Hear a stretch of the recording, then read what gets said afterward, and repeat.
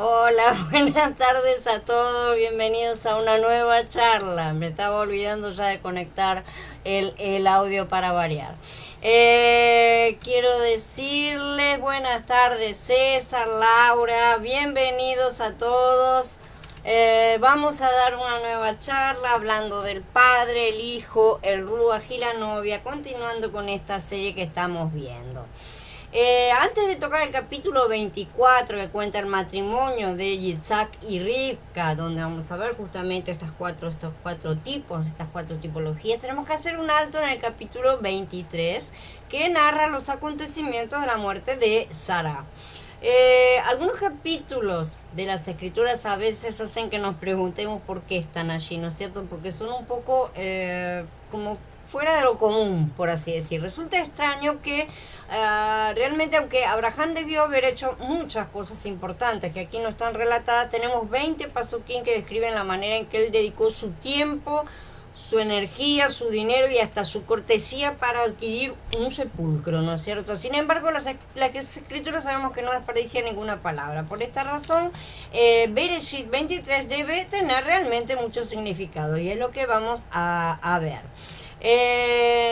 Bereshit 23 se centra en el sepulcro y nos relata con detalles toda la compra alrededor de esto. Esta historia incluye más detalles que cualquier otro relato del libro de Bereshit. Tiene muchos detalles realmente. Los demás relatos son bastante breves y además esta es el único relato de la muerte de una mujer que se registra tan extensamente en las escrituras, ¿no es cierto? Este sepulcro tiene realmente mucha importancia. Vemos que no solamente Sara fue sepultada ahí, sino también lo serán Abraham, Yitzhak y Rivka, ¿no es cierto? Rebeca, y Jacob y Lea. Resulta muy significativo que los nombres de Abraham, Yitzhak y Jacob son los componentes del título divino de Elohim cuando se alude al Elohim de resurrección. Como dice, yo soy el Elohim de Abraham, el Elohim de Yitzhak, el Elohim de Jacob. ¿Sí? Él no es un Elohim de muertos, sino de vivos. Eso está en Matías capítulo 22. Bereshit 23 es una ventana a través de la cual podemos ver a la nueva Jerusalén allá al final, ¿no es cierto? La nueva Jerusalén no se encuentra en este capítulo, pero se puede ver desde aquí, ¿no es cierto? Este capítulo es como un telescopio, digamos. Por él podemos ver el tabernáculo eterno que está en el futuro lejano. Bereshit 21 nos relata el nacimiento de Yitzhak, ¿no es cierto? Indudablemente esto es algo muy digno de ser mencionado. Después de esto, en el mismo capítulo vemos que Abraham redimió un pozo, plantó un árbol, un tamarisco, ¿cierto? E invocó el nombre de Yahweh Olam. Según vimos en el capítulo 22 tenemos la ofrenda de Yitzhak, otra cosa bastante importante, ¿no es cierto? Y después en el capítulo 23 tenemos la muerte y sepultura de Sara. Estos tres capítulos abarcan más o menos un periodo de por lo menos 37 años, ¿sí? Como ya dijimos, aunque él realmente debe haber hecho muchas otras cosas importantes en estos 37 años, con toda seguridad, se mencionan solamente 4 acontecimientos. El nacimiento de Yitzhak, la vida en Beersheba, la ofrenda de Yitzhak y la muerte y sepultura de Sara. Así que debemos prestar realmente mucha atención a lo que está aquí en contenido porque nada está de sobra.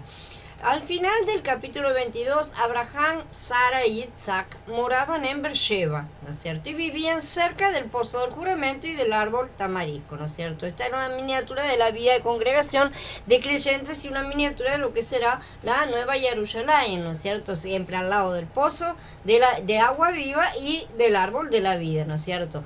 De repente, al principio del capítulo 23, nos enteramos de la muerte de Sara. Ellos tres vivían en Beersheba, pero ella murió en Hebrón, el lugar de comunión con Elohim, ¿no es cierto? Sara pasó de Beersheba a Hebrón. Del mismo modo, yo quisiera realmente esperar a Mashiach en la vida de congregación de creyentes y morir en comunión con Elohim. Esa es la idea de todos, a menos que consigamos estar presentes para su segunda venida, ¿no es cierto? Porque si no, es lo que todos deseamos, vivir y morir en comunión con Él, ¿no es cierto? Hola Belkis, hola Maidali, buenas tardes. En el mapa, Hebrón se encuentra entre Beersheba al sur y Jerusalén al norte, ¿sí? Está en el camino que va de Beersheba a Moriah, donde está Jerusalén.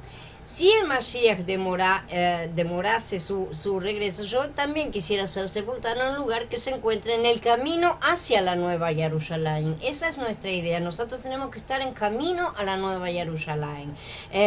¿Dónde estamos viviendo ahora? Todos tenemos que salir del mundo y mudarnos a Beersheba, a la congregación de los creyentes, ¿no es cierto? Estas cosas ya las vimos en los capítulos anteriores. Cerca del pozo de agua viva y del árbol de la vida. Nuestra vida en la novia es la Beersheba actual. Aquí estamos en el camino hacia la Nueva Jerusalén, ¿no es cierto? Que aún deberá desarrollarse a lo largo del milenio. Hebrón no es solamente un lugar de comunión con Elohim, sino también el camino hacia Jerusalén mismo. Y la cueva de Macpela en Hebrón es la entrada a la Nueva Jerusalén.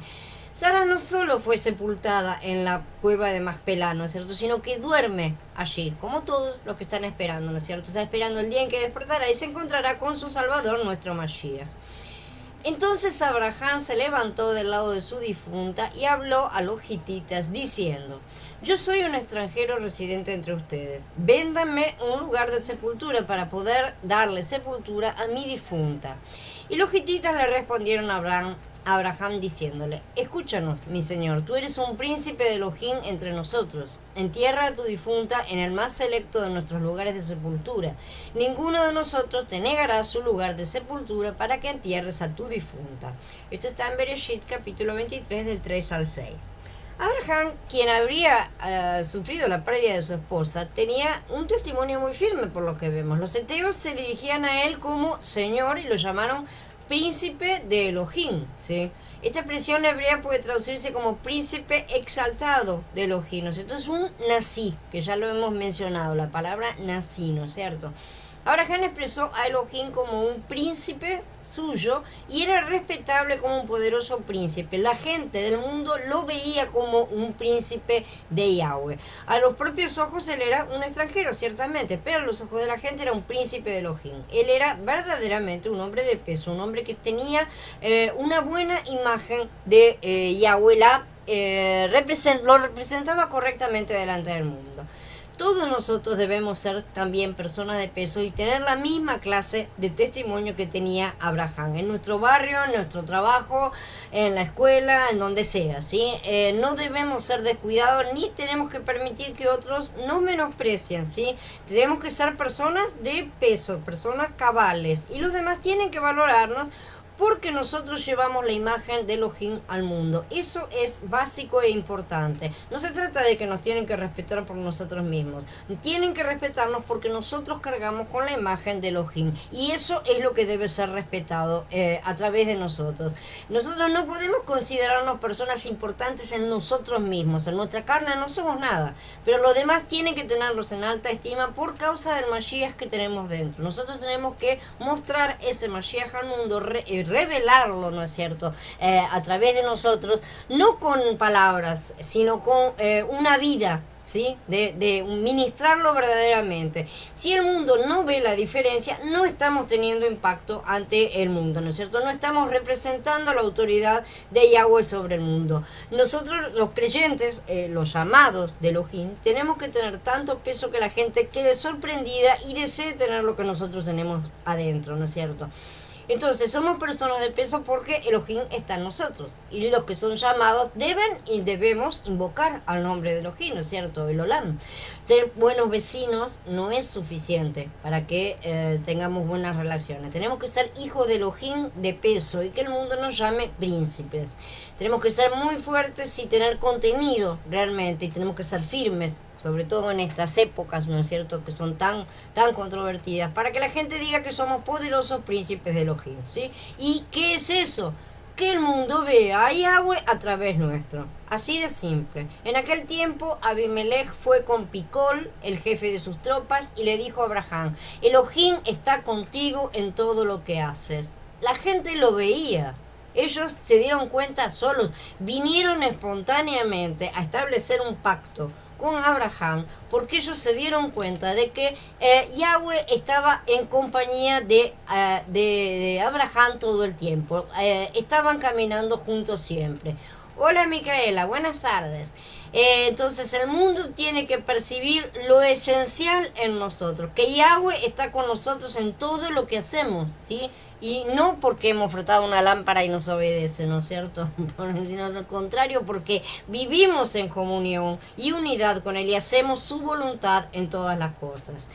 Abraham como príncipe era respetado, ciertamente. Él respetó a los otros y a cambio fue respetado. En este capítulo vemos que él tenía una manera sabia de comunicarse con la gente porque hablaba con las personas de una manera amable y equilibrada, ¿no es cierto? Además era honesto completamente, no se aprovechaba de nadie. Su intención era comprar el sepulcro. Cuando se lo ofrecieron como obsequio,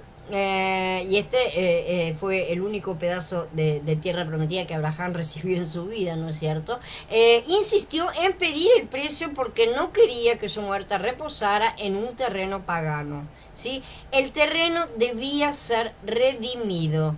Él pagó el precio justo por él mismo. Él no aprovechó la oportunidad para sacar ventaja de los demás ni regateó el precio, todo lo contrario. De la misma manera que se negó a aceptar el botín del rey de Sedón para que no pudiera decir que él lo había enriquecido y no Yahweh, Abraham insistió en pagar el precio que ellos decidieran por las cuevas para que nadie pudiera discutir su propiedad, ¿sí? Abraham estaba comprando un lugar de promesa para descanso de sus muertos, porque como ya dijimos, en esa cueva descansarían también él mismo, Yitzhak, Lea, Rivka y Jacob en la tierra prometida. Así ha sido por siglos. Todos aquellos que han entrado en la promesa descansan en la tierra prometida, que es Mashiach, a espera de la segunda venida. No solo debemos vivir en la tierra prometida, sino también debemos dormir y descansar en ella. Él dio a Efrón la suma completa que éste le pedía. Del mismo modo, no tenemos que impresionar a la gente con nuestra mezquindad. No tenemos que empezar a los regateos y sobre todo con las cosas santas.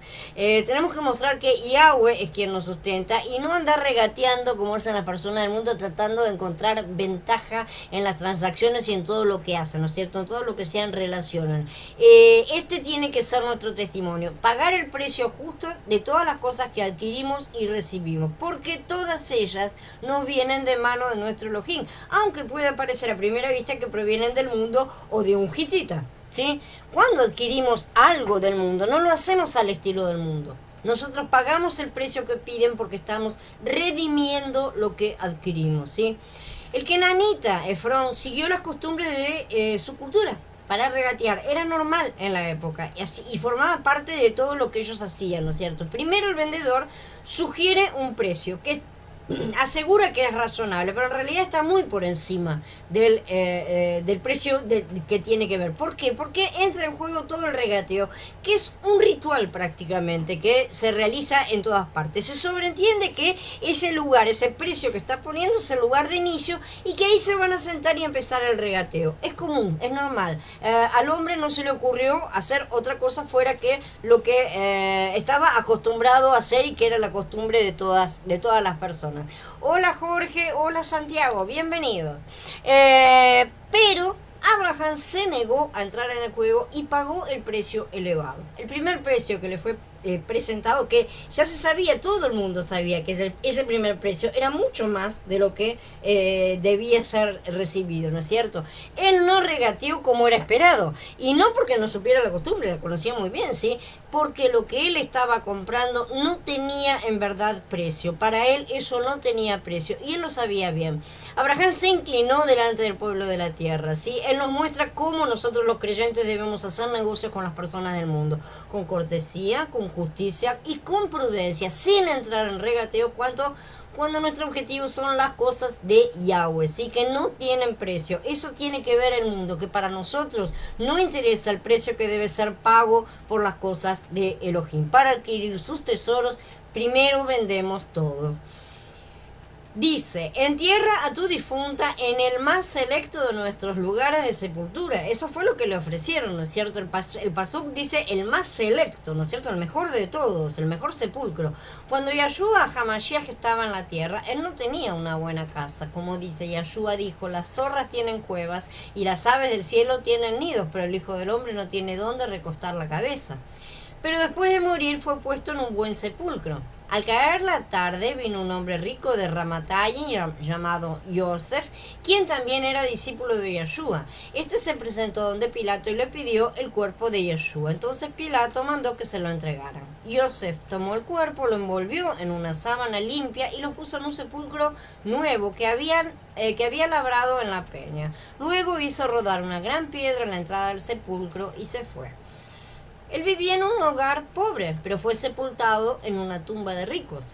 En las Escrituras esto es un principio. No debemos buscar vivir en una buena casa, pero tenemos que preparar la mejor tumba, ¿sí? Abraham prestó más atención al sepulcro que a la tienda. Bereshit no dice ni una sola palabra acerca de la manera en que Abraham montó su tienda, ¿sí? Cuánto pagó por ella, dónde la levantó, nada. Él plantaba su tienda como alguien que va a acampar en las montañas por algunos días, por un tiempo. Era un utilitario para él y nada más. Abraham acampó durante toda su vida. No se preocupó mucho por la tienda, pero sí por el sepulcro. Ahí le puso toda la importancia que tenía que tener. Por eso nosotros debemos adquirir ese sepulcro, porque en la buena tierra somos sepultados para resurrección. El reino del cielo es como un tesoro escondido en el campo que un hombre descubrió y luego escondió, y con regocijo va, vende todo lo que tiene y compra aquel campo. Nosotros no debemos ocuparnos de nuestras casas y afanes mundanos más allá de lo básico necesario y hasta por ahí nomás, ¿no es cierto? O sea, necesitamos ocuparnos ciertamente, no descuidar nuestras necesidades básicas, nuestra salud y la de nuestra familia, ¿no es cierto?, nuestros hermanos y todo, pero nuestra centralidad siempre tiene que estar en primer lugar en las cosas de Elohim, porque donde esté tu riqueza, allí también estará tu corazón. Matías capítulo 6. Que nuestra riqueza sea siempre Mashiach, que es nuestra buena tierra, y que el Padre nos capacite para vender todo lo que tenemos y comprar nuestro sepulcro, que es nuestra promesa de resurrección en ella. Yo soy un extranjero residente entre ustedes. Véndanme un lugar de sepultura para poder darle sepultura a mi difunta, dijo Abraham. Él no se sintió extranjero porque venía de Ur de los caldeos. Al final él confiaba que en verdad estaba en su propia tierra. Él estaba seguro de eso, sí, ya que Yahweh se la había prometido. Pero también esperaba que le fuera entregada. Y no salió a tomarla por la fuerza en ningún momento, sino salió a levantar un estado de Israel de repente y por sus manos. Él reconocía que su hogar venidero era otro. Por la fe habitó como extranjero en la tierra prometida como en tierra ajena, viviendo en carpas con Yitzhak y Jacob, los coherederos de la misma promesa, porque esperaba la ciudad que tiene fundamentos, cuyo arquitecto y constructor es Yahweh, que es la misma ciudad que esperamos todos nosotros. Aleluya. Moshe sabía lo mismo y mandó a Israel que lo aprendiera, pero la tierra no debe venderse sin derecho a reclamo, porque la tierra es mía. Ustedes no son más que extranjeros que residen conmigo, dice Vayikra, Levítico en el capítulo 25. David también sabía que esto era verdad, porque nosotros somos peregrinos contigo, meros transeúntes como nuestros padres. Nuestros días en la tierra son como una sombra, sin nada en perspectiva. Oye mi oración, Yahweh, escucha mi clamor, no calles ante mis lágrimas, que soy para ti un extranjero, forastero como todos mis antepasados. Consideremos ahora qué significa todo esto. A la luz del Brit Hadashah podemos ver que Abraham fue llamado por Elohim y entendió que era un extranjero, un viajero, que buscaba una ciudad permanente y una patria mejor que la que estaba viendo, y que ni siquiera estaba viendo porque ni siquiera él consiguió poseer la tierra, ¿no es cierto? Mientras buscaba una patria mejor, de repente su amada esposa muere, ¿sí? No obstante, Abraham no abandonó su fe. Tampoco le dijo a Yitzhak, por ejemplo, Yitzhak, tu madre y yo hemos buscado una ciudad que tiene fundamentos y una patria mejor que Elohim nos ha prometido. Siempre hemos tenido esta esperanza, pero ahora tu madre está muerta. ¿Cómo va a llegar ella ahí? ¿Qué vamos a hacer? ¿Sí? Probablemente nuestro Elohim no es digno de confianza y no podemos creer en él. Muchas personas reaccionarían de esta manera, ¿no es cierto? Pero Abraham no habló así. Al examinar el relato de Ibrim en hebreo, ¿no es cierto?, vemos que Abraham no se desalentó ni perdió la fe. Por el contrario, continuó teniendo mucha fe en el Elohim de resurrección y creyó que su amada esposa estaría en esa ciudad y en esa mejor patria, y para eso le compró sepulcro en esa buena tierra, en esa misma buena tierra, aun cuando no le había sido entregada todavía. Todos los que fueron sepultados en esta cueva eran enterrados como parte de una pareja. Tenemos 3 parejas enterradas en esta cueva, ¿no es cierto? Abraham y Sara, Yitzhak y Rebeca, y Jacob y Lea, ¿sí? Estas son las 3 parejas oficiales, digamos, de los 3 patriarcas que Yahweh siempre menciona en relación a sí mismo. Abraham tenía la esperanza en lo profundo de su ser de que algún día su esposa estaría en la ciudad que tiene fundamentos, ¿sí? Y cuando él llegó allá, también él estuvo esperando. Esto implica resurrección. Jacob, poco antes de morir, encargó a sus hijos que lo sepultaran en la cueva de Macpelá. Pese a que en la antigüedad era una gran empresa realmente transportar a Jacob de Mizraim a Canaán nuevamente, ¿no es cierto?, para ser sepultado, los hijos de Jacob así lo hicieron, ¿sí? Está al final del libro de Bereshit. Así podemos ver que cuando Jacob estaba a punto de morir, no consideró la muerte como el final, sino como una etapa, como la entrada a la patria mejor. Y Yosef también pidió que sus huesos fueran llevados allá, y es allí donde muy probablemente están enterrados. Es lo que dice la tradición, y que muchos otros israelitas también continuaron siendo enterrados en la cueva. Pero la Biblia registra estas 3 parejas de patriarcas, ¿no es cierto? Hola Carla, hola Mariel, buenas tardes. Sabemos ahora que Bereshit 23 denota la esperanza de la resurrección, porque Yahshua HaMashiach dijo que el Elohim de Abraham, de Yitzhak y de Jacob no es Elohim de muertos, sino de vivos. A nuestros ojos, Abraham, Yitzhak y Jacob están muertos, pero a los ojos de Elohim ellos viven.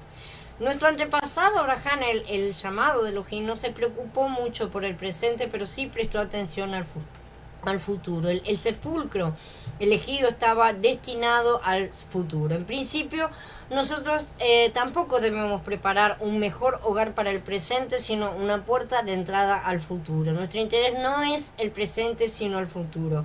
Trabajamos hoy y aquí en la edificación de su casa, que es la novia, pero siempre con miras al futuro, a la nueva Jerusalén. No debemos prestar demasiada atención al presente, sino al futuro. ¿Sí? Debemos vivir en una tienda y anhelar la ciudad que tiene fundamentos. Y por eso no debemos tener miedo de pagar el precio elevado para todo lo que es su obra. Ahora vamos a ver, vamos a entrar de lleno, sí, en el matrimonio de Yitzhak. Sí que vamos a verlo, que tiene varios aspectos. El primer aspecto es una vida práctica en unidad con el Adón, ¿no es cierto? Las escrituras revelan que el propósito eterno de Elohim consiste en expresarse por medio de un cuerpo, ¿sí? Una entidad colectiva, y que este propósito se cumple por medio de la vida divina, ¿no es cierto?, que es impartida en cada una de las piedras. Si queremos indagar las profundidades del libro, ¿no es cierto?, de Bereshit, tenemos que comprender y tener muy en claro estas 2 cosas, porque son puntos muy básicos. En Bereshit 1.26, recordemos, vimos cómo Elohim hizo al hombre a su imagen, ¿no es cierto? Este hombre no es un individuo, es una entidad corporativa, como ya dijimos. Podemos decir que es la humanidad, ¿no es cierto? Una entidad corporativa siempre, la cual puede expresar la imagen de Elohim. En Bereshit 2, vemos que tenemos que poseer la vida divina representada por el árbol de la vida para cumplir el propósito de Elohim, ¿verdad? En estos 2 capítulos vemos 2 palabras cruciales: imagen y vida, ¿sí? La imagen revela el propósito eterno de Elohim, y la vida representa la manera en que él cumple este propósito. No consideremos entonces que estos libros son simplemente un relato de la creación y de la historia de algunos patriarcas, ¿no es cierto? Una cosa superficial, como tantos consideran, sobre todo los cristianos que han descartado toda la parte antigua, ¿no es cierto? Esta perspectiva realmente es demasiado superficial y nos esconde completamente el maravilloso plan de Yahweh tan perfecto, ¿no es cierto? Cuando entramos en las profundidades de este libro, descubrimos que no se trata de un simple relato de la creación ni de una serie de historias y simplemente, sino que es una revelación del propósito eterno de Elohim y de la manera en que él lo lleva a cabo. Con estos 2 puntos en mente, vamos a considerar ahora Bereshit 24. Todo el que lee, Bereshit, se imagina que este capítulo relata un matrimonio. No obstante, lo importante aquí no es el matrimonio, sino lo que el matrimonio implica, ¿sí? Y lo que el matrimonio tipifica en sí. El libro de Bereshit, su totalidad, es un libro de solo 50 capítulos, ¿no es cierto? Abarca más de 2.300 años de historia, o sea, los primeros 23 siglos de la historia humana prácticamente. Si Bereshit fuese un relato histórico, realmente habría requerido centenas de capítulos para abarcar todo ese periodo, ¿no es cierto? El hecho de que un lapso de tiempo tan largo se condense, perdón, en solo 50 capítulos demuestra que Bereshit no es en sí un relato meramente histórico. Aparentemente tiene una apariencia y ciertamente está narrando hechos históricos, ¿no es cierto? Pero en realidad es un relato que muestra el propósito de Elohim. Los capítulos del 21 al 24 abarcan unos 40 años, ¿no es cierto? Y mencionan 5 puntos esenciales. El nacimiento de Isaac, como vimos, el crecimiento, su oferta, la atadura, ¿no es cierto? La muerte y sepultura de Sara y el matrimonio de Isaac. Este relato es breve, pero también está lleno de significado. Aquí vemos un nacimiento apropiado y un crecimiento adecuado, ¿sí? Está en el lugar adecuado el desarrollo. Este nacimiento y crecimiento produjeron un holocausto que satisfacía a Elohim. Después del nacimiento y del crecimiento tenemos el holocausto en el capítulo 22. Después, en el capítulo 23, acabamos de ver la muerte de Sara y un relato detallado, ¿no es cierto?, de la sepultura, que se refiere a la resurrección. Y ahora, en el capítulo 24, tenemos un matrimonio que realmente es maravilloso. No obstante, este capítulo no es simplemente un matrimonio humano y nada más, sino una historia que contiene un profundo significado. La mayoría de los creyentes piensan que el punto principal de este capítulo es que Yitzhak tipifica a Mashiach, el novio, y que Rivka tipifica la congregación de los creyentes, que es la novia. Esto es cierto, por un lado no vamos a negarlo tampoco, pero este no es el punto principal. El punto esencial es la vida práctica en unidad con el Mashiach, que cumple realmente el propósito de Elohim. No deberíamos entender las escrituras siempre según nuestro conocimiento o tradición común, nuestra mente, ¿no es cierto?, sino volver a la palabra pura. Y la palabra pura es una palabra viva. Cuando vivenciamos las cosas y vemos cómo ellas tienen que ser vividas, encontramos un otro significado diferente que tiene mucho más que ver con el Elohim de la vida. Cuando leemos un pasaje en las Escrituras deberíamos olvidar realmente todo lo que hemos aprendido antes y acudir a Mashiach buscando siempre algo nuevo, ¿no es cierto? En Bereshit 24 entonces podemos tener una vida práctica en unidad con Mashiach. Podemos ver esto. Como ya vimos, Elohim tiene un propósito y la manera de cumplirlo es la vida, es a través de la vida. Estos son los dos puntos principales que nos van a permitir entender lo que vamos a ver ahora. Dice en Bereshit 21:12, en Yitzhak te será llamada descendencia, ¿no es cierto? Entonces Elohim llamó a Abraham con un propósito. Para cumplirlo, prometió darle la buena tierra y la simiente que le heredaría, ¿no es cierto? El propósito eterno de Elohim consiste en expresarse en esa entidad corporativa, y para lograr esta entidad corporativa, Elohim debe adquirir un pueblo para poder expresarse corporativamente. ¿Qué es lo que se necesita? Necesito una entidad corporativa, necesito levantarla, ¿no es cierto? O necesito un pueblo. Este pueblo saldría de la simiente de Abraham, ¿cierto? Además, la tierra es necesaria para obtener que el pueblo que exprese a Elohim corporativamente en un lugar físico y visible, ¿sí? Entonces, ¿cuál es el propósito del matrimonio descrito aquí? Si examinamos las escrituras en conjunto, vamos a ver que el matrimonio de Yitzhak era necesario para continuar justamente con este desarrollo que estamos viendo. Este es el paso siguiente hacia el lograr tener esa entidad corporativa. Por ahora solamente tenemos cosas pequeñas. La vida de Abraham es una vida práctica en unidad con Mashiach. Él lo fue. Él no recibió repentinamente una visión en la cual Elohim le dijo que deseaba llevar a cabo un propósito elevado en la tierra, que lo necesitaba a él y que Yitzhak iba a casarse, ¿no es cierto? No le explicó nada, esa es la verdad, ¿no es cierto? El capítulo 24 es un capítulo completamente común y humano, es un capítulo donde un padre busca una novia para su hijo, no tiene ningún tipo de revelación ni nada, ¿no es cierto? Según este relato, este hombre, cuando Yitzhak tenía 37 años de edad, Sara murió, ¿no es cierto? Y Abraham la sepultó, ¿no es cierto? Y ahí quedaron solos y vivieron una situación bastante triste durante 3 años, ¿no es cierto? Que es hasta que el momento en que llega Rivka. Es probable que Abraham se haya dicho a sí mismo, perdí a mi esposa y mi hijo ya tiene 37 años de edad. Este es el momento apropiado de que para que él se case, ¿no es cierto? Porque necesitamos cumplir con aquella promesa, ¿no es cierto? Él tiene que tener su propia familia. Sin embargo, estamos rodeados de cananitas y ninguna de estas mujeres sería aceptada por Elohim. Pero Yahweh ya había providenciado todo. En el final del capítulo 22, antes de la muerte de Sara, leemos: algún tiempo después le dijeron a Abraham: Milca también le ha dado hijos a tu hermano Nahor, Uz el primogénito, y Buz su hermano, y Kemuel el padre de Aram, y Kesed, Jasó, Pildash, y Yidlaf y Betuel. Betuel fue el padre de Ribca. Estos 8 les dio Milca a Nahor, el hermano de Abraham, y su concubina, que se llamaba Reumá, también le dio hijos: Tebas, Gahan, Tahash y Maaca. Esto está en Bereshit 22, al final del capítulo.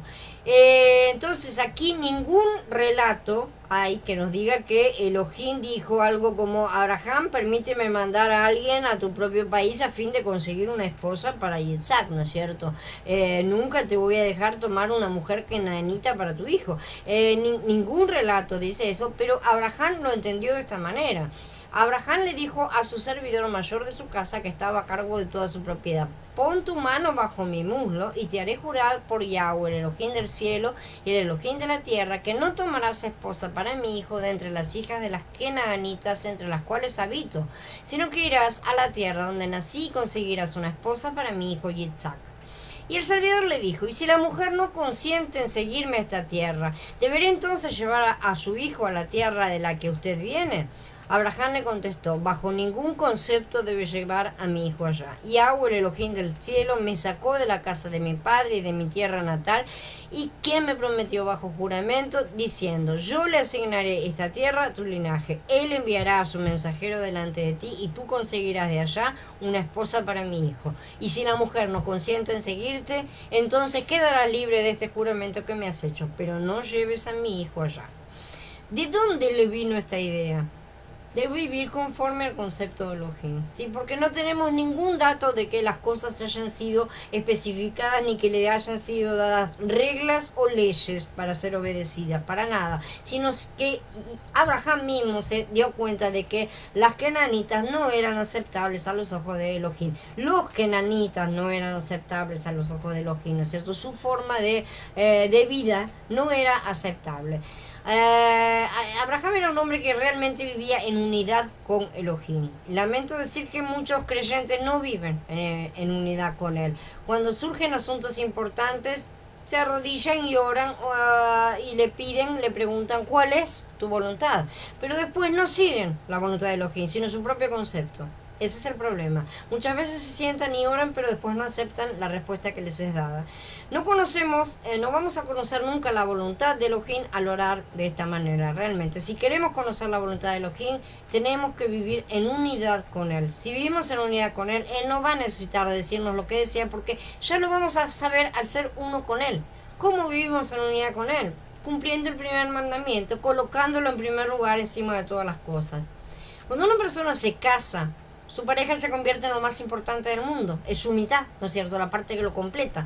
Si vive en unidad con ella día tras día, no va a ser necesario que le diga muchas cosas. Ella sabrá lo que le gusta y lo que no le agrada a su pareja, lo que le complace, lo que le ofende, va a conocer todos los gustos.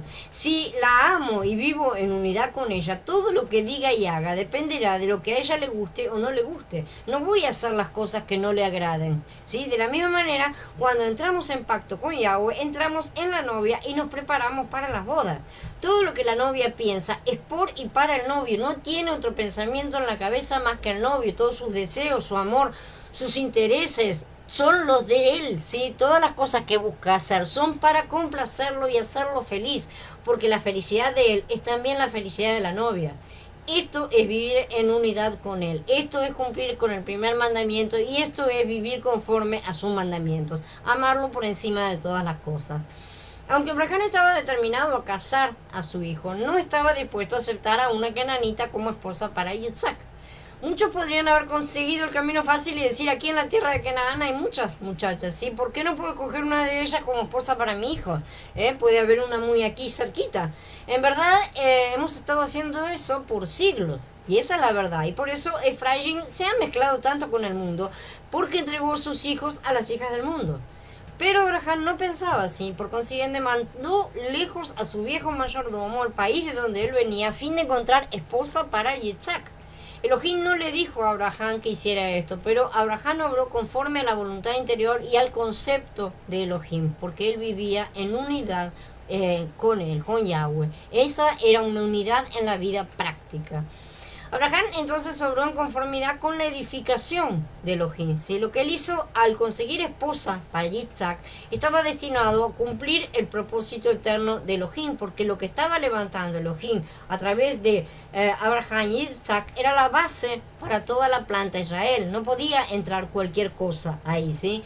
Deseamos ver que todos los matrimonios de las congregaciones sean útiles para que se cumpla el propósito de Elohim. Esta clase de matrimonio requiere una vida diaria en unidad con Elohim, de los dos esposos, de la parte de los dos. Algunos hermanos tienen la felicidad de andar juntos en este camino con Yahweh, pero otros ya saben lo doloroso que puede resultar haberse unido en yugo desigual.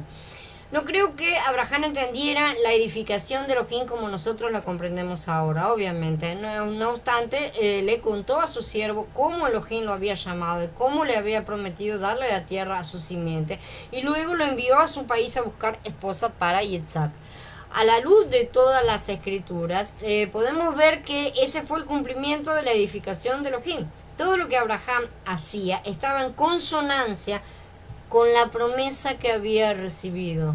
Él seguía haciendo todo en función de la promesa. No voy a salir de esta tierra me fue prometida, tráeme a la esposa para mi hijo. Esa es la idea. Él no estaba diciendo otra vez, acá estoy a los 90 años, no tengo hijos, tengo hijos pero no tengo, me quedé sin esposa, la tierra sigue sin serme entregada. Otros desistirían, esa es la verdad. Él continuaba edificando en función de una promesa, ¿sí? Nosotros necesitamos mucho esa vida, o nuestros motivos, nuestras acciones, todo lo que hagamos tiene que conducir al cumplimiento de la edificación de Elohim, no de nuestras vidas, sino al cumplimiento de la edificación de Yahweh. Esto no requiere solamente que conozcamos la voluntad de Elohim y que después hagamos algunas cosas. De ninguna manera. Necesitamos vivir diariamente en unidad con Elohim. Tenemos que ser esa clase de personas. Si somos así, todo lo que digamos va a terminar expresando a Elohim. Todo lo que hagamos servirá para cumplir su propósito, aun cuando Él no nos diga nada de manera directa. Abraham estaba trabajando para el propósito de Elohim, ¿sí? Y Yahweh no tuvo que decirle nada absolutamente, y él actuó conforme al plan de Elohim. Esta es la vida que necesitamos para la vida de congregación de creyentes ahora. No tenemos que decir, no conozco la voluntad de Elohim en cuanto a mi matrimonio o a mi educación.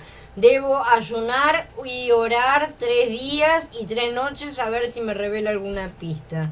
De ninguna manera, ¿sí? Nosotros hoy en el final de los tiempos ya conocemos cuáles son sus intenciones y sus metas, ¿sí? De manera que no tenemos excusa. No podemos estar haciéndonos los bobos como siempre. Lo único que tenemos que hacer es andar en unidad con Él y trabajar para su obra. Si ponemos por encima sus planes, tendremos muy en claro qué es lo que tenemos que hacer. Abraham no actuó de manera tradicional ni religiosa. No ayunó, no oró, tratando de descubrir la voluntad de Yahweh, ¿no es cierto? Él no tuvo tampoco un sueño repentino, en el cual vio a Rivka en la tierra de Caldea, ¿no es cierto?, esperando al siervo de Abraham que llegara. Según el Pasú 40, Abraham caminó con el Adón. Él me respondió, Yahweh, cuyos caminos he seguido, enviará su malaz contigo y dará éxito a tu encomienda, y tú conseguirás una esposa para mi hijo de entre mis parientes de la casa de mi padre. Como persona que anda en la presencia de Yahweh, no tuvo necesidad de ayunar ni de orar para conocer la voluntad de Elohim. No es para eso que se ayuna y se ora, exactamente. La voluntad de Elohim tiene que ser una cosa intrínseca, porque tenemos a su Ruach en nuestro interior, ¿sí? Tenemos a Mashiach creciendo aquí dentro, y si le hacemos espacio, se expresa. El caminar en la presencia de Yahweh, Él hizo todas las cosas conforme a la voluntad de Elohim y a su edificación. Y es lo mismo que tenemos que hacer nosotros. Entonces ya Abraham le creyó a Yahweh, le dijo a su siervo, le aseguró que él enviaría su malaj y que su camino sería próspero, ¿sí? Entonces, de esta manera, pidió a su mayordomo que fuera hacia allá a buscar a la hija, a una esposa para su hijo.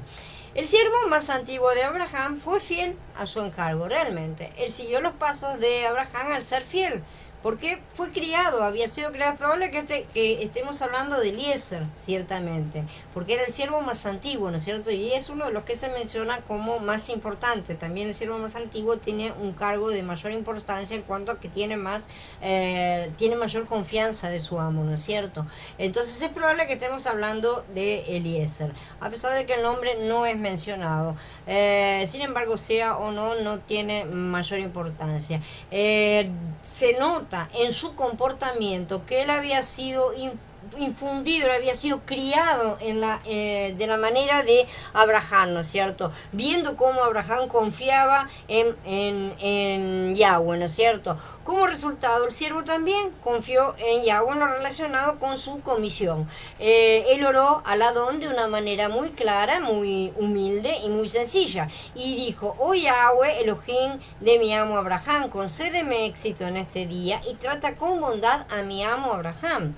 Aquí estoy junto al pozo mientras las hijas de los paisanos salen a sacar agua.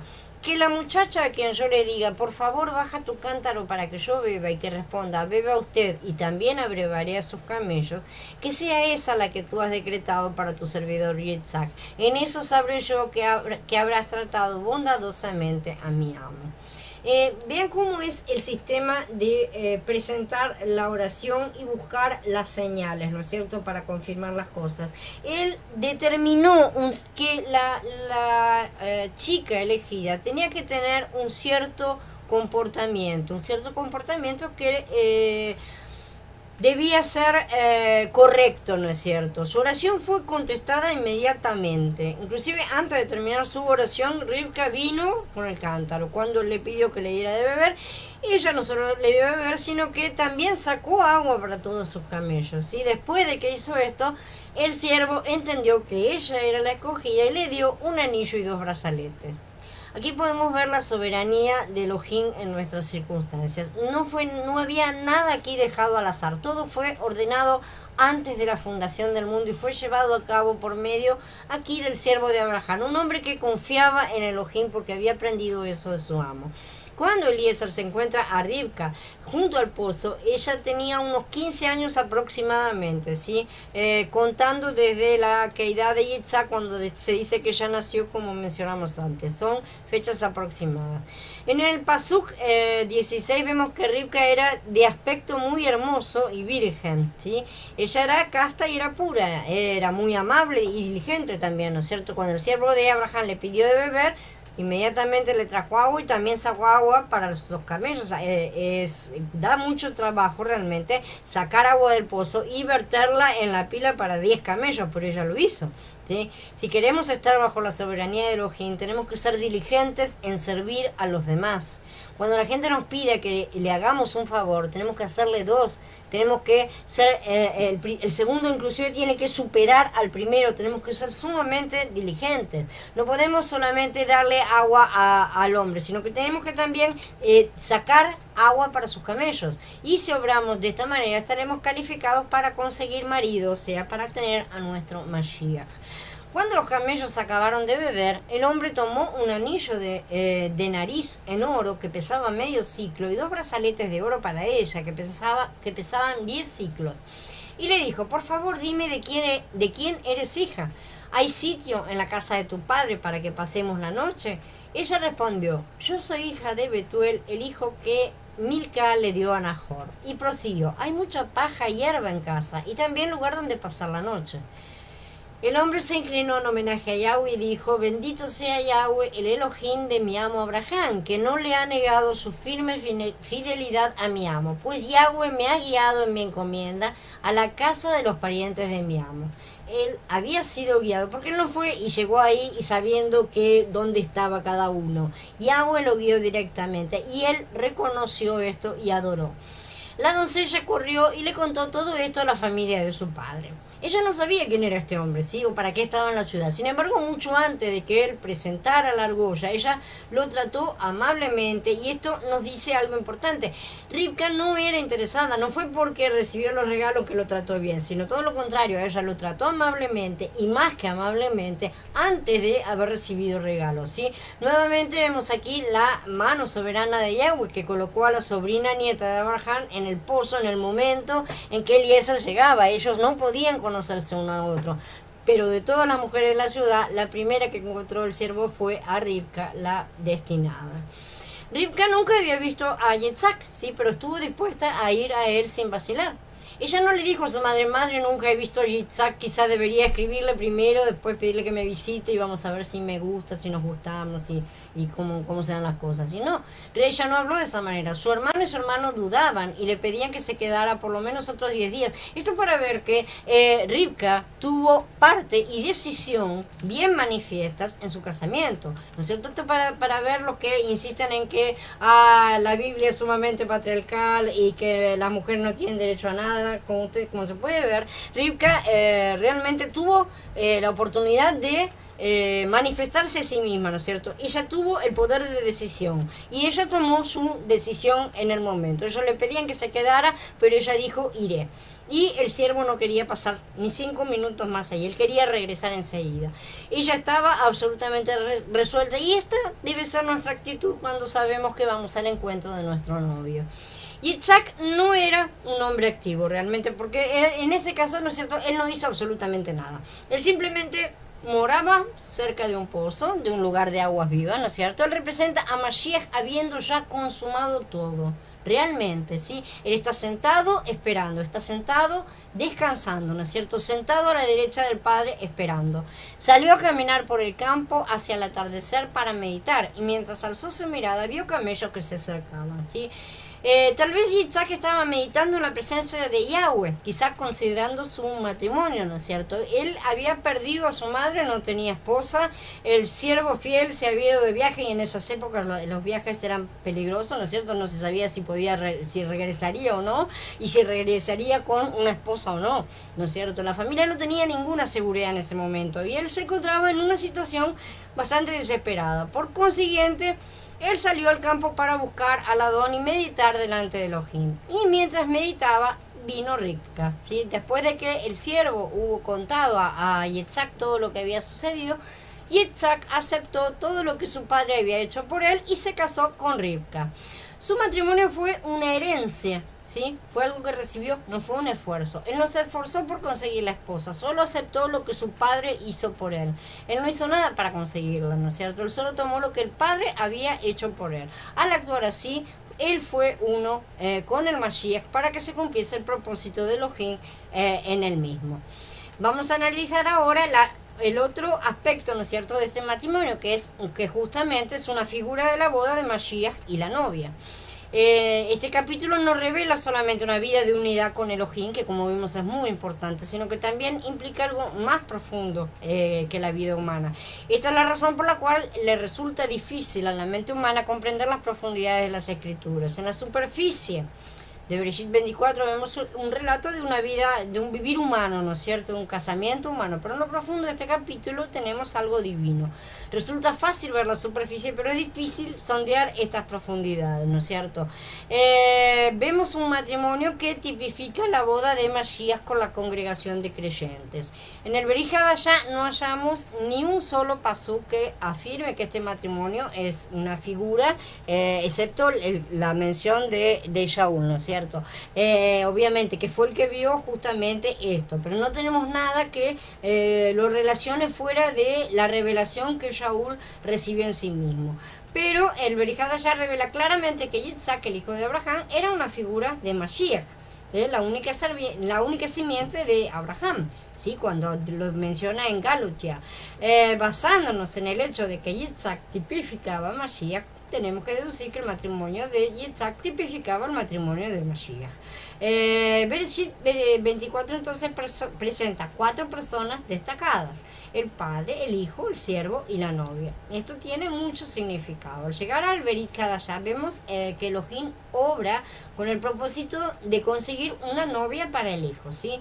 ¿Cuál es el tema del Berit Hadashah? Si decimos que el tema del Berit Hadashah es Yahshua como nuestro Salvador, yo voy a decir que eso es correcto, ¿sí? Pero eso es solamente una parte, no lo abarca todo. Hay mucho más aquí. El tema del Berit Hadashah es Elohim, el padre y el hijo, quienes están trabajando juntos a fin de conseguir la novia para el hijo. El padre hace el plan, el hijo lo lleva a cabo, se convierte en el ruach que da vida, se imparte en los creyentes para dar comienzo a la novia. Finalmente el hijo disfruta lo que el padre planeó y lo que el ruach llevó a cabo, ¿no es cierto? Y que todavía está llevando a cabo en estos días en que nosotros estamos viviendo. ¿Quién es la novia? La novia es aquella parte del linaje humano que se casará con el hijo y se convertirá en su complemento. Al final del Berit Hadashah, en el libro de Higalut, vemos a la novia, ¿no es cierto? Higalut dice: han llegado la boda del Cordero y su esposa se ha preparado. Finalmente, toda la nueva Jerusalén, que es una ciudad femenina, constituirá la novia. La expresión ciudad femenina puede parecer extraña, pero no es errónea, porque la nueva Jerusalén será una mujer, es la esposa del Cordero, está escrito así, ¿no es cierto? Entonces, puede parecernos algo extraño, pero esto es real. Es el complemento del hijo de Elohim. El Berit Hadashah en su totalidad es simplemente el relato en el que Elohim, en el que él trabaja para lograr que una parte del linaje humano sea la novia, el complemento del hijo. En este relato entonces tenemos estas 4 figuras principales, ¿no es cierto? Como las mencionamos, el padre, el hijo, el ruach y la novia, que son Abraham, Yitzhak, Eliezer y Rivka. Primero vemos el plan del padre. En la eternidad pasada, Elohim diseñó un plan: obtener una novia para el hijo. El plan de Elohim no consiste solamente en salvar un grupo de pecadores y nada más, ¿sí? Ni siquiera obtener un grupo de redimidos, ¿sí? Este concepto es demasiado pobre. El plan de Elohim consiste en obtener a una esposa para su hijo. En Yahanan 3:29 leemos: el que tiene la novia es el novio. En los 4 evangelios, Yahshua HaMashiach dijo a sus discípulos que él era el novio. Lo dijo varias veces. Él vino no solamente para salvar a los pecadores, sino también para obtener a la novia. Finalmente, en los cielos nuevos y en la nueva tierra no tendremos a un grupo de pecadores para nada, sino que vamos a tener a la novia, la nueva Jerusalén, que es la esposa del Cordero. Abraham, que es una figura del padre, le encomendó a su siervo, que es una figura del Ruach HaKodesh, que no tomara esposa para su hijo de entre las hijas de los cananeos, ¿no es cierto?, sino de la parentela de Abraham. En tipología, esto indica que el complemento de Mashiach debe proceder del linaje de Mashiach y no de los Malachim ni de ninguna otra criatura, ¿sí? Solamente del linaje de Mashiach puede salir la novia. El hecho de que Mashiach haya encarnado, se haya hecho hombre, convirtió su humanidad, en su linaje, es la prefiguración de todas estas cosas, de cómo serían cumplidas todas estas cosas. No tenemos que imaginar que la humanidad es una especie miserable, porque en realidad no lo es. De hecho, la humanidad es amada, es preciosa a los ojos de Elohim, a pesar de que estamos ya en una situación miserable, por así decir, pero no somos miserables. Y para restablecerla a su origen, él entregó a su hijo amado, así que él puede conseguir el complemento para su hijo solamente en la humanidad, solamente a partir de la humanidad, aunque no de toda ella, no puede ser de toda ella, únicamente aquella parte que es linaje de Mashiach, porque son su fruto y surgieron de su costado, ¿sí? En Bereshit 2 vemos que Elohim le presentó a Adán a los seres vivos para que les diera nombre, ¿recuerdan? Entonces Abraham dijo: este es un perro, este es un gato, este es un mono, ¿no? Aquel es un asno. Al observar todos estos seres, él no encontró un complemento entre ellos. Elohim hizo caer un profundo sueño sobre Adán, tomó una de sus costillas e hizo de ella una mujer para que fuera su complemento. Por consiguiente, Adán y Javá pertenecían al mismo linaje, a la misma carne, exactamente. El complemento de Mashiach también debía proceder de su mismo linaje, de su misma carne, ¿no es cierto? Pero el hombre había caído y no había forma de realizar esta boda. De manera que Mashiach encarnó, se hizo parte de esa humanidad, consumó su sacrificio y se convirtió en el Ruach que daría la vida a todo aquel que en aquel creyere. Este fue el grano de trigo que cayó por tierra y dio muchos frutos, que son los creyentes, la novia que salió de su costado. El padre tenía un plan, el siervo recibió una misión, Abraham le dio la comisión, ¿no es cierto?, de ir a la parentela y tomar a la esposa. De la misma manera, el padre le dio al Ruach la comisión de ir al género humano a buscar a la novia. Cuando alguien recibe las buenas nuevas, puede aceptarlas o no, dependiendo del mover del Ruach. Rivka jamás se había imaginado que sería elegida para ser la esposa de Yitzhak. Realmente no era una cosa que hubiera imaginado en su vida. Según la costumbre de aquellos tiempos, ella simplemente fue a sacar agua al pozo, ¿sí? Pero aquel día, cuando ella llegó al pozo, el siervo de Abraham estaba allí. Esta es la venida del Ruach a la humanidad.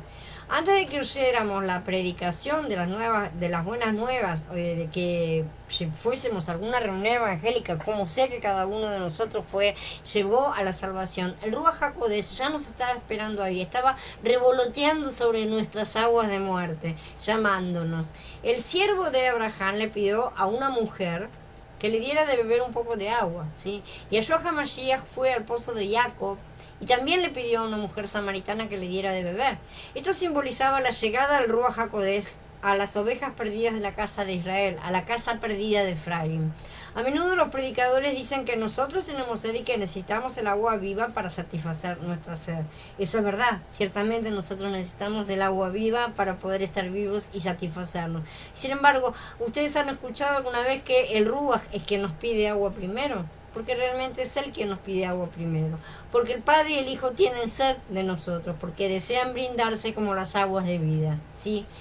Cuando Rivka fue a sacar agua, entonces aquel día no tenía la menor idea de lo que iba a suceder. Ella no se dio cuenta de que al darle agua a un hombre y sacar agua para sus camellos, ella estaba siendo cautivada. Pero el padre, que se encontraba lejos, había hecho el plan de obtener una mujer de su linaje como esposa para su hijo y le había dado a su siervo la misión de llevar a cabo este plan. El siervo ya había orado para que Yahweh lo prosperara en su tarea y le mostrara la señal, le justificara la señal que él había determinado para darse cuenta que él estaba realmente prosperándolo, ¿no es cierto? Mientras él todavía estaba diciendo estas cosas, llegó Rivka.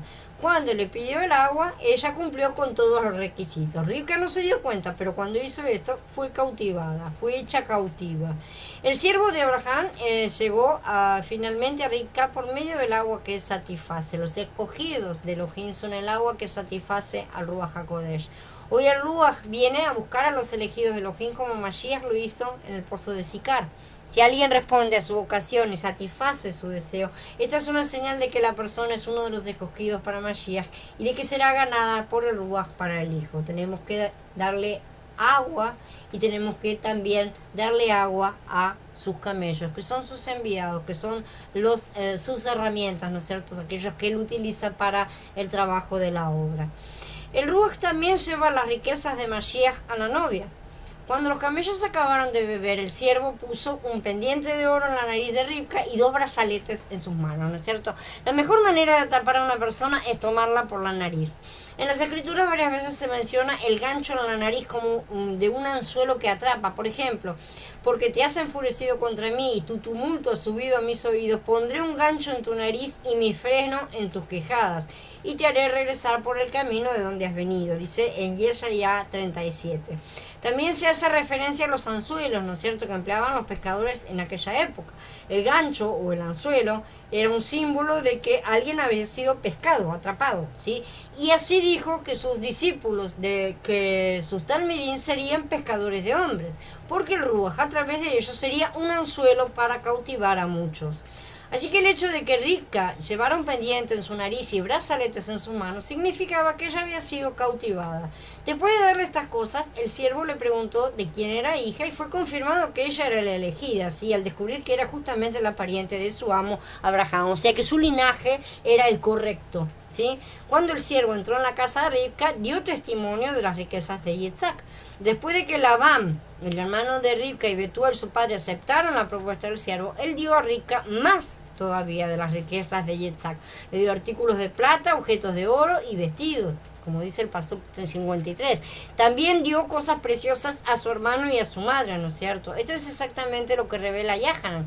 Sin embargo, cuando venga el Ruach de la verdad, él los guiará a toda verdad, porque él no hablará por iniciativa propia, sino que dirá solo lo que ha oído. Él también les anunciará los eventos del futuro. Él me glorificará, porque él recibirá de lo que es mío y lo anunciará a ustedes. Todo lo que tiene el Padre es mío. Por eso digo que el que recibe de lo que es mío, recibe de lo que es mío y lo anunciará a ustedes. Yahanan capítulo 16.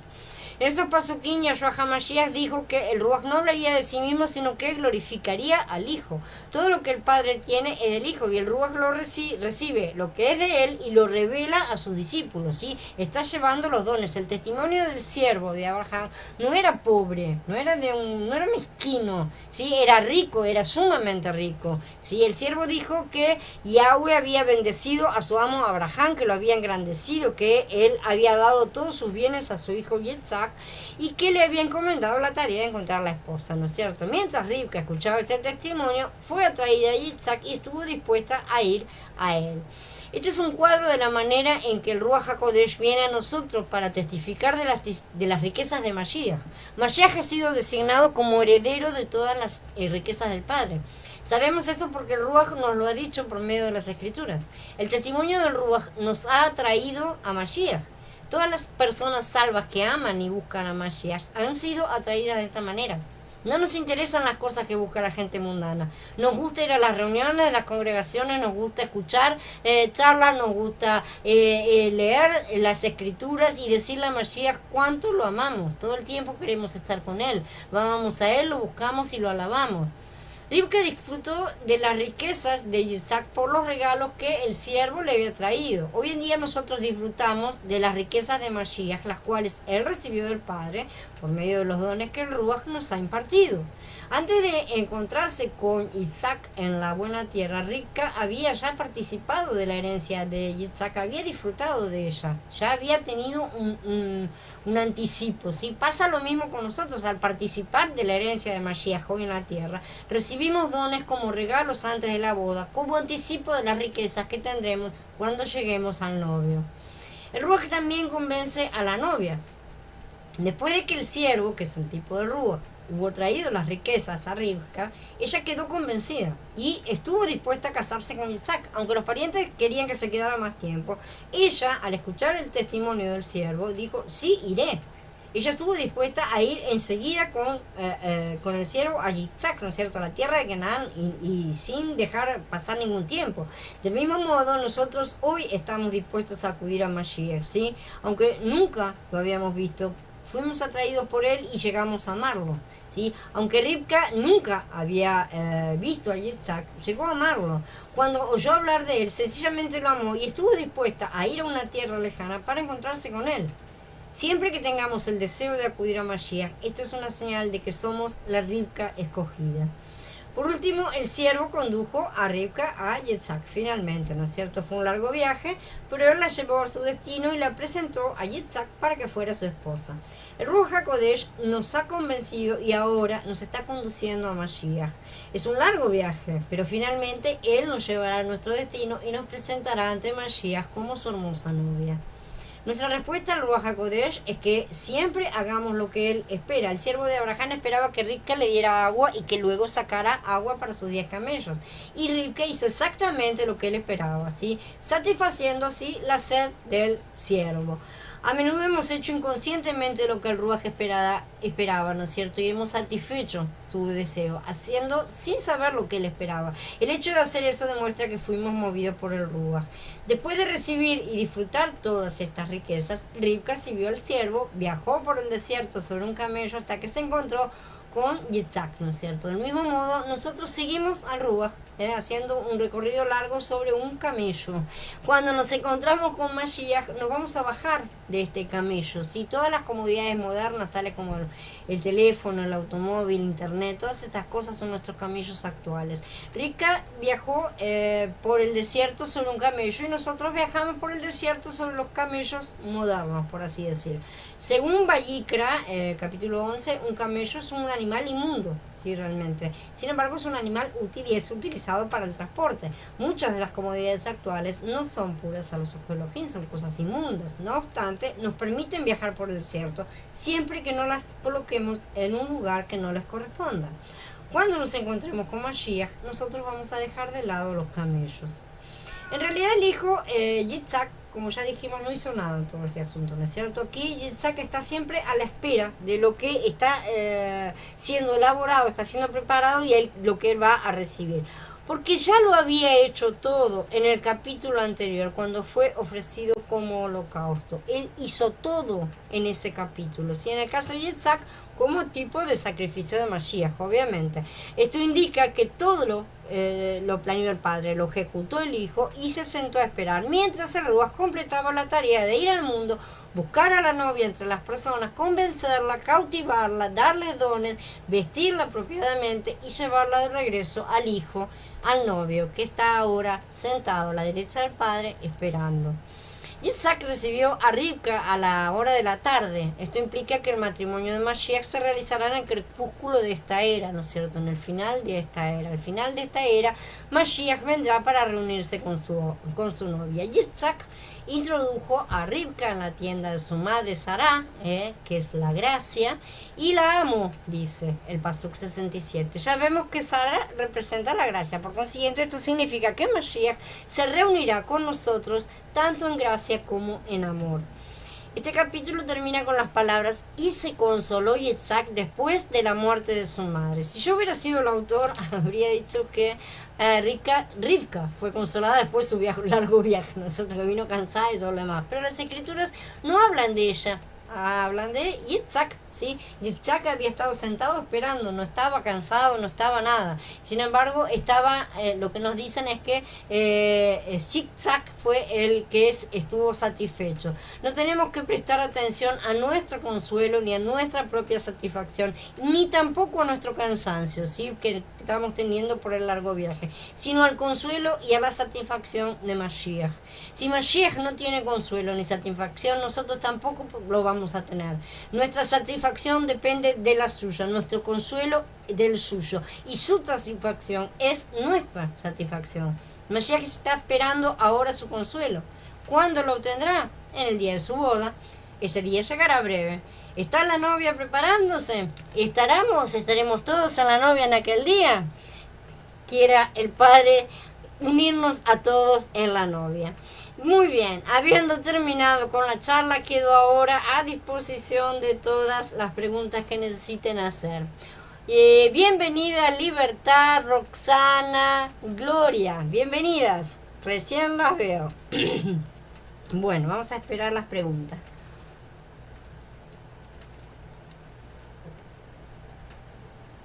Bienvenida Gloria. A ver, Carla, cuando habló del linaje, ¿cómo sabemos que pertenecemos al linaje correcto? No creerías en Mashiach si no fueras del linaje correcto. Eso es todo. Gloria dice, quiero saber si el nombre verdadero de Shalom es Jehová. No, su nombre es Yahweh. Después te paso un video para que comprendas los motivos. Que es todo un tema separado. Todo un tema, es largo, es complejo, y después yo te paso un video para que lo veas. Su nombre es Yahweh. No tiene ninguna J que no existe, y no es con G, digamos, ni Y, sino Ya. Ese es el nombre. Tenemos un linaje de sangre, me dice Pablo y David. No tenemos un linaje de sangre. Nosotros somos del linaje de Abraham por la fe. Ese es el linaje nuestro. Y ese es el linaje del Ruach. El Ruach no tiene un linaje por sangre. No por sangre en cuanto a lo físico. Nosotros somos del linaje de la fe a través de la sangre de Mashiach, ¿sí? Entonces, sangre hay en el medio, obviamente, pero no somos hijos de la carne y un linaje de sangre siempre es un linaje carnal, ¿no es cierto? Una línea hereditaria carnal. Y sin embargo, las escrituras dicen que no todos los descendientes de Abraham por la carne, o sea, por la sangre, a través de un linaje de sangre, son herederos, ¿no es cierto? Son hijos de Abraham verdaderos. Y muchos que no lo son sí, pero por la fe. Me alegra que lo hayas entendido, Micaela. Por supuesto, siempre Él quiere que hagamos su voluntad. La cuestión es que descubramos, ¿no es cierto?, que cuál es su voluntad siempre, ¿no? Bueno, es simple, porque Él no tiene muchas voluntades, ni muchas cosas, ni es tan complicado. Su voluntad es una sola, su voluntad es levantar a la novia. Así que si trabajamos para eso, no le vamos a errar, ¿sí? Por supuesto, después hay tipo voluntades menores o detalles en los cuales tenemos que entrar a veces a preguntar, ¿no es cierto?, cómo se hace o cómo no se hace una cosa. Pero su voluntad es esa, y si mientras enfocamos en eso, vamos a estar dentro de su voluntad con seguridad. Dice Gloria, dígame, muchas publicaciones le escriben en hebreo, pero no entiendo ese idioma, solo español. Yo no estoy hablando en hebreo, no sé de qué, no estoy entendiendo exactamente qué te estás refiriendo, Gloria. Le escriben en hebreo, pero no entiendo, no sé qué es la escriben en hebreo, qué cosa escriben en hebreo. A ver, Mariel, es linaje de Rúas, por eso en nuestra propia familia de sangre no todos creen. El linaje exactamente corre por dentro y corre de una manera que no se ve externamente, exactamente. Por eso en nuestra propia familia no todos creen. Paciencia también, ¿tá? Porque no sabemos si nos van a creer mañana. Nosotros tenemos promesa de que nuestras familias están bajo nuestra cabeza, ¿no es cierto? Pero bueno, también depende de decisiones personales, eso tampoco se puede negar. De manera que siempre estamos orando por la salvación, la manifestación de esa salvación, porque lo que nosotros necesitamos en sí es la manifestación para estar seguros. Nosotros necesitamos ver las cosas, ¿no es cierto? Eso es lo que nos mueve. Pero sí, realmente no obedece a nada de linaje de sangre, sino linaje de fe, siempre. Dice Gaby, una cosa no me quedó del todo clara. Abraham trabajó para su sepulcro porque este representa el descanso de Mashiach. Él no trabajó, lo compró. Él fue y compró lo compró.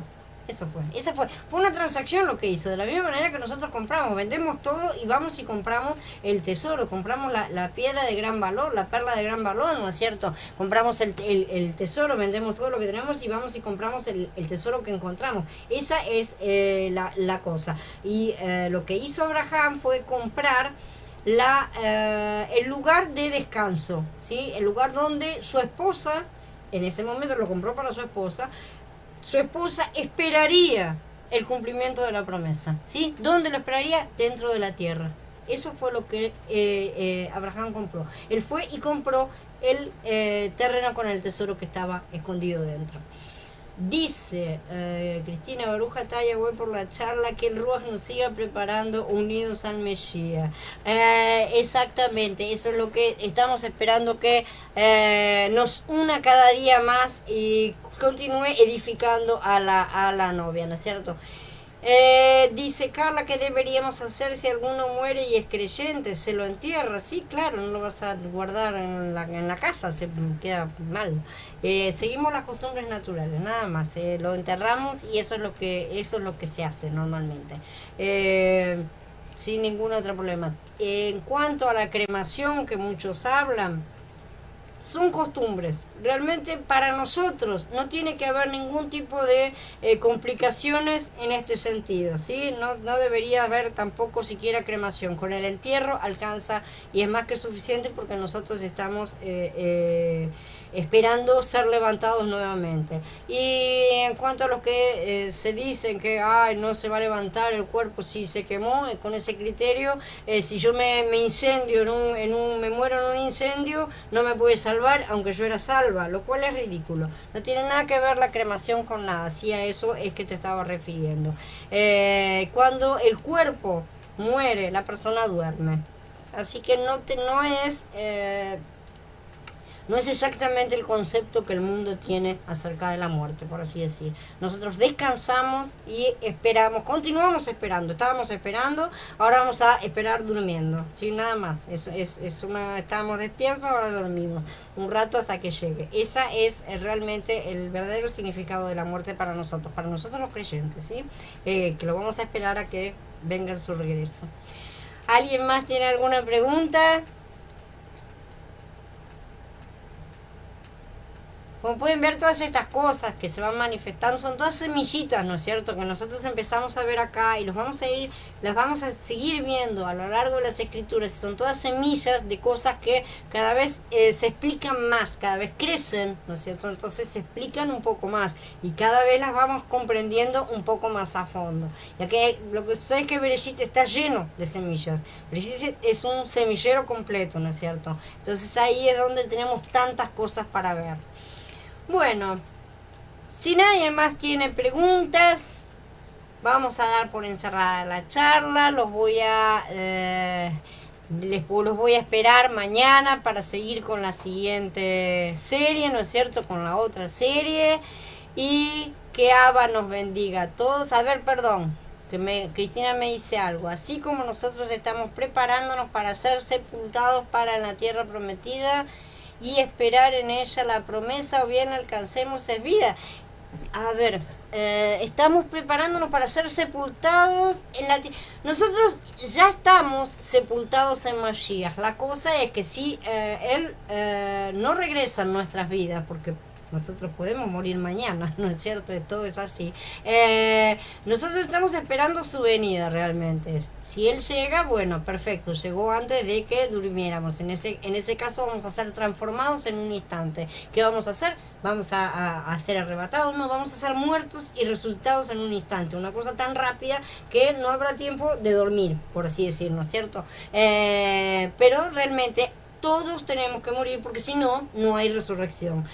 Lo básico para que haya resurrección es la muerte, así que todos tenemos que morir. Esa es la cosa. Y nos estamos preparando. No nos preparamos para ir al sepulcro, ¿no es cierto? A esperar. Lo que nos estamos preparando siempre es para su venida. Tanto da, si tenemos que dormir como las vírgenes, ¿no es cierto? Que cabecearon y durmieron, dormiremos y será lo mismo. Pero en realidad nosotros tenemos que prepararnos para su venida, exactamente. Si nos toca en vida, gloria a Él, mejor será. Pero todo en realidad es mejor en cuanto a que su voluntad sea realizada. Él sabe lo que es mejor para todos nosotros. ¿Alguien más entonces tiene alguna pregunta? Les doy la bienvenida y la despedida al mismo tiempo a Irma y a Mario. No sé, que los estoy viendo entrando ahora. Pero bueno, entonces nos vemos todos mañana.